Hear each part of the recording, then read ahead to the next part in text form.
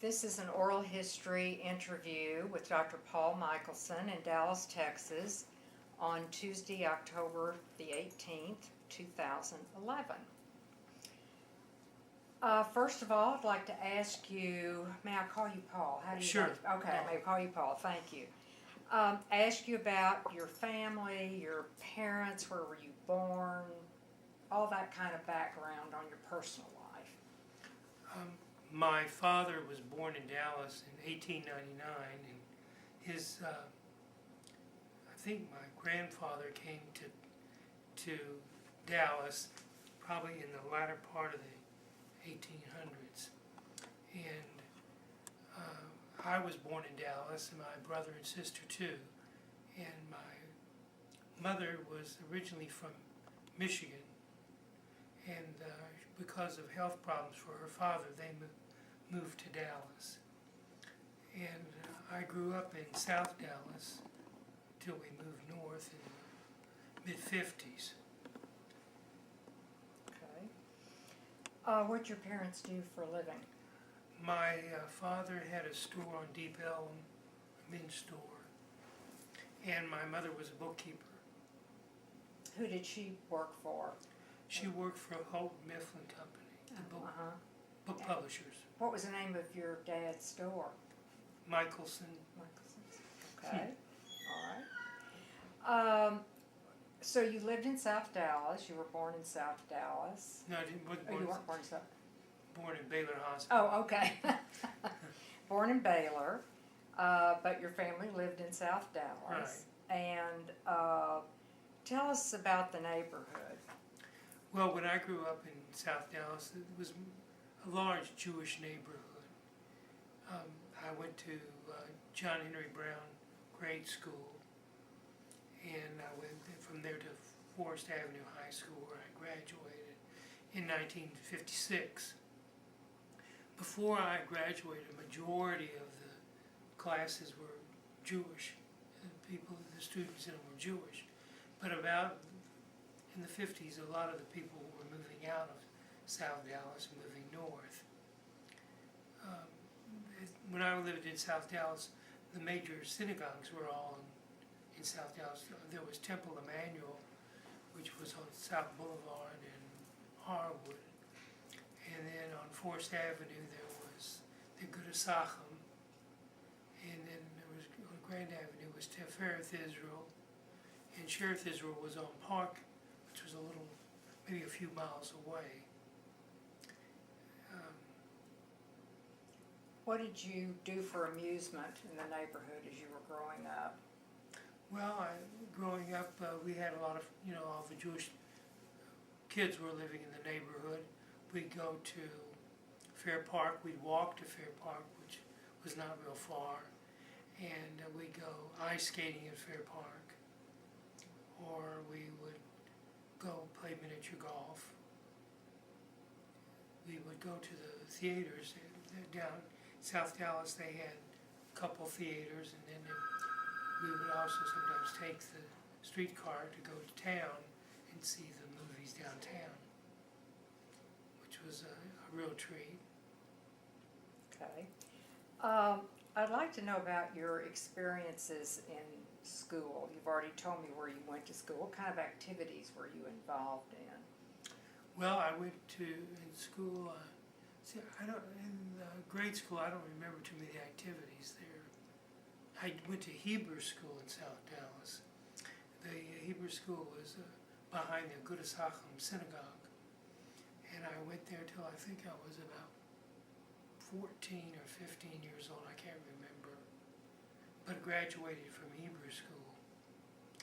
And my class, there was, I think maybe about 10 or 12 people. And then in Forest Avenue High School, I was in the Historical Society there, and the French Club, and what else I remember? The National Honor Society. I'm trying to remember. It's been so long ago. Did you go to college immediately after graduating from high Yes, school? Where did you go? I went to Southern Methodist University. went there, and then from Southern Methodist University, I went to Southwestern Medical School. When I graduated Southwestern Medical School, I was an intern at the VA, Dallas VA Hospital in Parkland. And then I was drafted into not drafted, I was in part of the, if you didn't get selected to go to do your residency, you went into the service. I was in the Air Force for 2 years.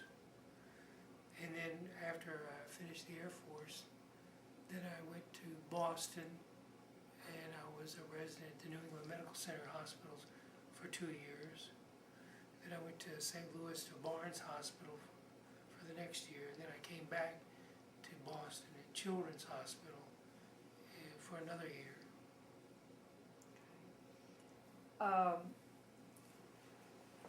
Tell us about your service, your experience in the service. When I was in the service, I was in the Air Force. I was stationed at Shepherd Air Force Base, which is in Wichita Falls, Texas. And I was really surprised when I was in the Air Force because I think 90% of the doctors were Jewish, which was really a surprise to me because when I was in medical school, there were just 3 Jewish people out of 100 students. So I was really amazed when I was stationed in Wichita Falls, and all the majority of the doctors were all Jewish. So when the Jewish holidays came, there was not too many people to man the clinics. But it was a really interesting experience. Met some very nice people. That's interesting that you say there were only 3 doctors, Jewish men or Jewish people in your class. Was there any kind of a Quota? quota? I think there was. There was a quota at the time. I was really amazed when I was in Boston and saw the large number of Jewish students that were in the med schools, because we had so few in our classes. What kind of questions did they ask you that would lead them to know? I mean, was there a blank for religion on the application? I don't remember. I don't remember. Because that is a surprisingly low number. Well, I mean, one class may have had 5, but still out of 100. Yeah. There was maybe 110 students. I think we had maybe 110. And we lost a few after the freshman year. So it was nice being in Wichita Falls and having that group. Oh, it was. It was very nice. Did you all celebrate the holidays together and that kind of thing? Sometimes. Sometimes. Okay. What kind of Jewish affiliations did you and your family have during when you were growing up here in South Dallas? What synagogue did they belong to? My parents belonged to Shereth Israel. So did my grandparents. My grandfather was a member of Shereth Israel. My great-grandfather was also a member of Shereth Israel. They came to Dallas, I guess, at the same time in the late 1800s. Where did they come from? I failed to ask you that. I think it was Russia, as far as I know. Okay. And what kind of Jewish organizations were your parents involved in?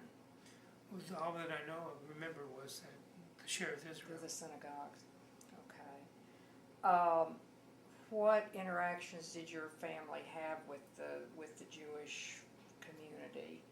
Obviously, you grew up in a primarily Jewish community, but what was it like in the neighborhood there as far as the families and?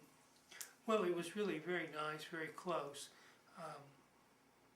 My mother had 5 sisters and 2 brothers that lived here, and they were married and had children. And so I had a lot of cousins, and we always got together with them on Sundays, which was really nice because nobody essentially worked on Sunday, and not like it is nowadays where people work all the time. Was your dad's store closed Yes. on Sunday? Sunday closed for all the religious holidays too. Was it open on Saturday? Yes. Yeah. But it was closed for all the high holidays. Sure. Yeah. Any interaction during that time with the Gentile community at all? Yeah, we had a lot of Gentile friends. I mean, some of my best friends in high school, grade school were not Jewish, and also the people that lived around us. Okay.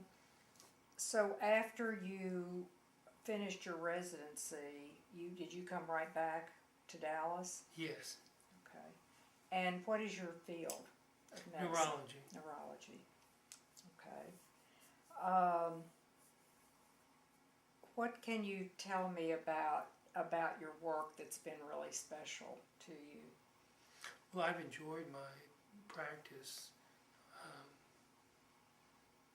I really enjoyed my residencies in Boston and being up east, because I went to college and med school in Dallas, and I enjoyed the interaction with my patients and taking care of them, and I think most of my patients really were very unhappy when I told them I was going to be semi-retired and not do patient care. I still get calls from a lot of them periodically telling me their problem or wanting to know if they can come back and see me. So After all these years. when did you semi-retire? It's been about I think 8 or 9 years ago that I've only been half-time. Half-time. So you were in practice with a group? I was practiced with other people, and they all retired. So when they all retired, I didn't want to retire, but I didn't want to join another group and do all the work again. Did you specialize in pediatrics? You mentioned you were at Children's Hospital in Boston. When I was in neurology, we were trained in both adult and pediatric, but some of them were specialized in pediatric neurology only. To do that, you had to be a pediatrician first. And then after you completed your pediatric residency, then they would take a neurology residency. Interesting. Okay. Interested to know about the Jewish organizations in Dallas that you've been involved with. Well, mostly with the Sheriff Israel and with the JCC and I guess the Jewish Historical Society. And what have you done at the JCC? Well, we've contributed, to them. Also, at the time when our children were growing up, they would go to the JCC for their basketball or baseball, where they play on the teams there. So we would go there and watch them play. Okay. Any volunteer activities? Did you have time with your busy not practice really. for anything at Sheriff Israel, especially at Sheriff Israel? When I first started out, I was a solo practice, and I was very, very busy. Okay. How did you meet your wife? Well, my first wife I met in Boston, and then when we came to Dallas, she died in childbirth, and so I had a little boy, a son, and then I was introduced to my second wife, Patricia, by my sister. How nice. Very nice. Okay, and where and when were you married? We were married here in Dallas in 1981. Okay. And we're at Temple Emmanuel. Okay, and you've lived here for most of the time you've been married. Right. Then? We've lived here most of the time we've been married. Okay. And what about children? Do you have other children? My son is an endodontist, and he lives in Cleveland. His wife is from Cleveland. They have 2 boys, and then Tricia had a son and a daughter, and they both live here. They're both married. Evan has 3 children, and they're expecting a 4th. And then Melissa, our daughter, has 2 children, a boy and a girl. Okay, so very nice blending of families. And grandchildren, I understand you've Have just, 7, one, potentially one on the way. and what are their ages range? They run from, let's see, 9 down to 2. Oh. That's fun. So you spend a lot of time with them? Well, as much as we can. More now than when I could when I was practicing. You babysit a lot? We do some. It's fun. Okay. I'd like to turn now to the city of Dallas. I mean, you've been here all your life. You have such a history here. What was Dallas like when you were growing up?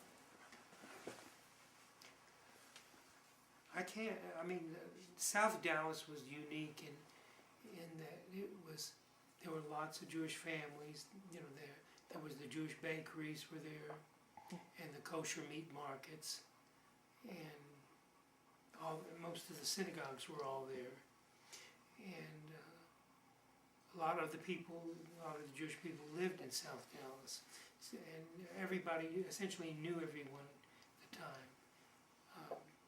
I think it was a safer place at the time because people didn't lock their cars, and I don't think we even locked our doors at times.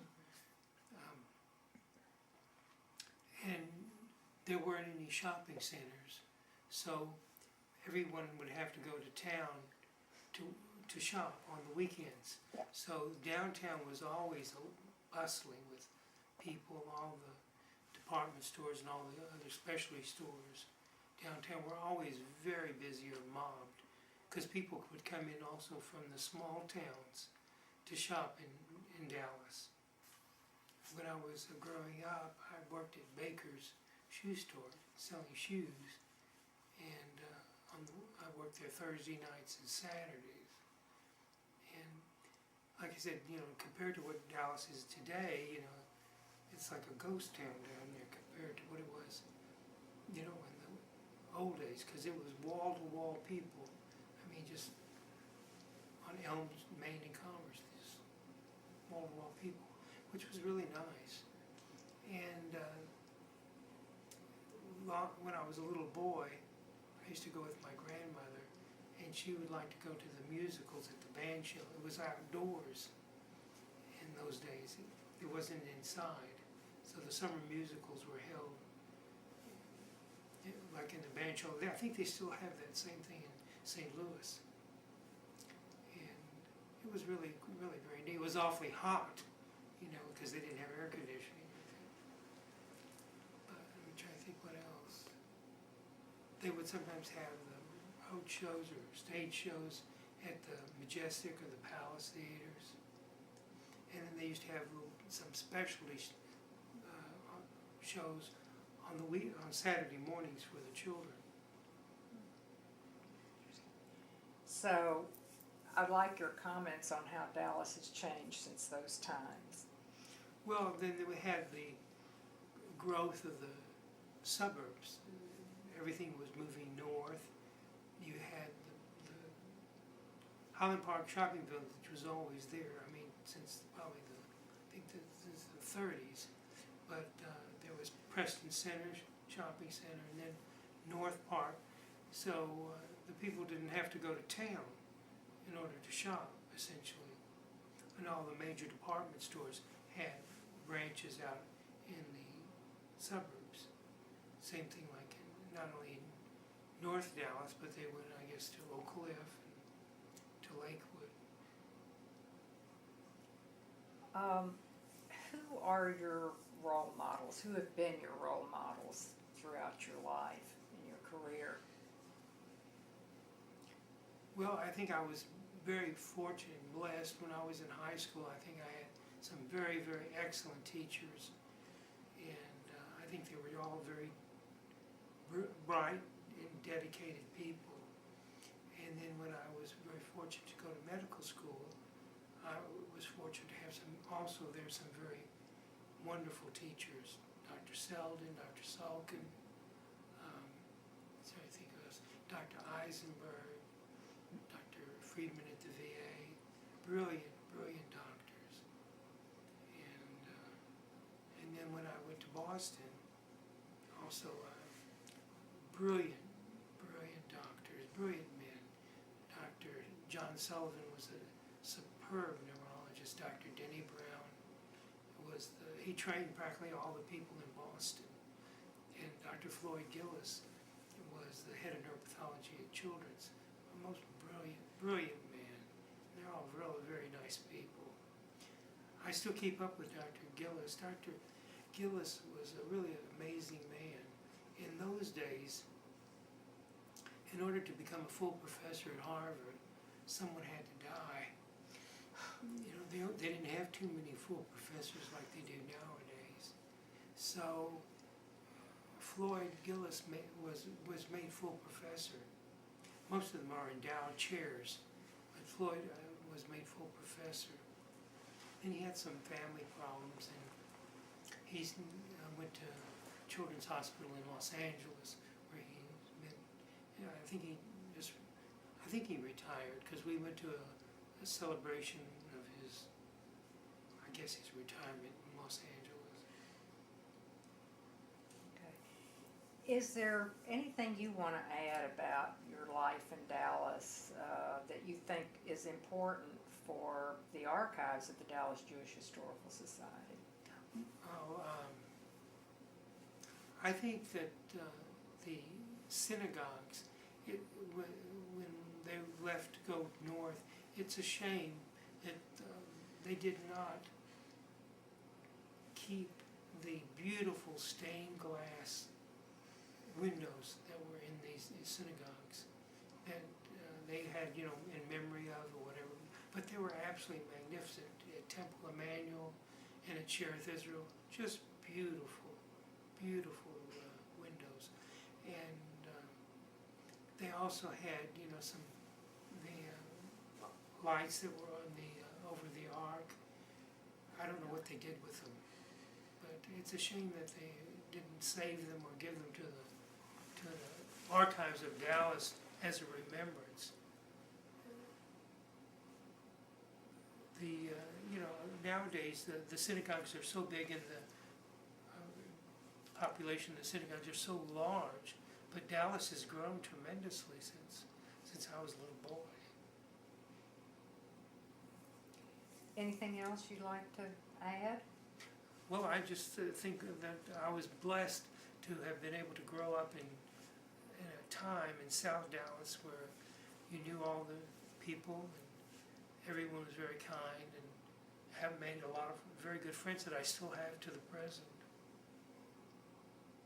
Well, thank you very much.